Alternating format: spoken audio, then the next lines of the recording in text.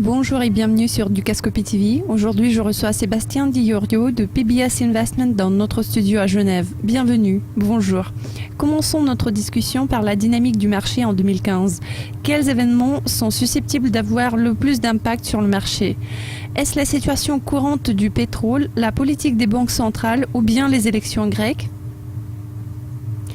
En l'occurrence, compte tenu de ce que nous avons vu en Suisse en termes du choc au système créé par la Banque nationale suisse, la politique des banques centrales devrait être au centre de l'attention générale.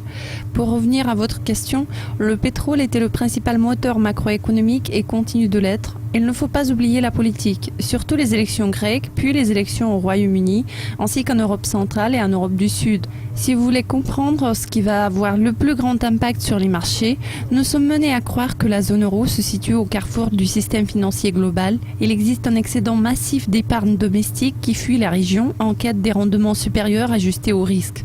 Cela a des implications d'une portée considérable, c'est-à-dire sur la reprise aux États-Unis, le rendement, le forex et même les marchés émergents.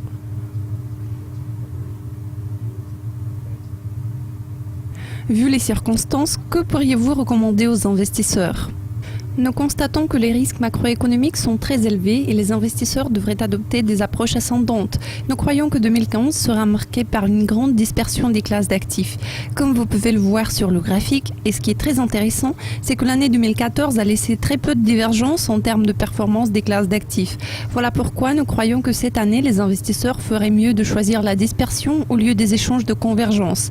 Des stratégies du type Trend Follower, avec un processus très organisé, devraient être prioritaires. Les investissements passifs sont exposés aux risques majeurs. À la limite, nous envisageons le processus de retour à la moyenne dans l'avenir. L'économie suisse a été longtemps considérée comme étant une économie sûre. Maintenant, la situation du franc suisse est assez mouvementée. Comment est-ce que la force du franc suisse va affecter le positionnement des portefeuilles ? Vous avez parfaitement raison, la décision de la BNS a été un vrai choc pour plusieurs acteurs du marché.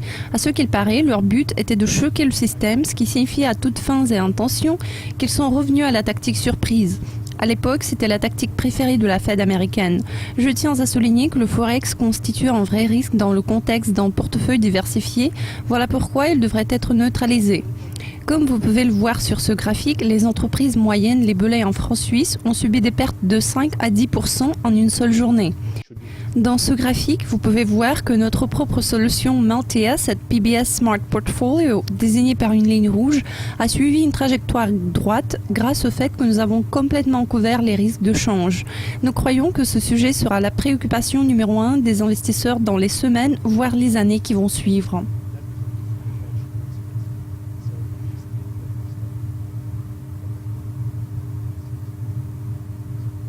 C'est très intéressant. Merci beaucoup de votre participation, Sébastien. Notre temps est écoulé. Cliquez sur Dukascopy TV pour des mises à jour régulières et interviews exclusives. À très bientôt.